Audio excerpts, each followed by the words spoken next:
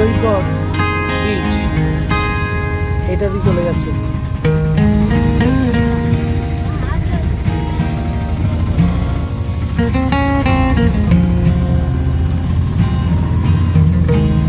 আর সোজা যেটা গেছে ওটা মন্দারমণি।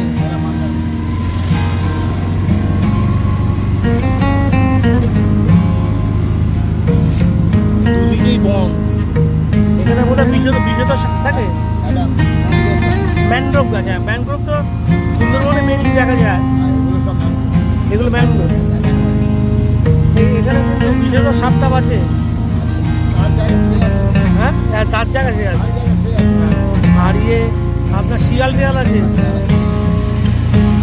এমনি বাঘ টাক নেই।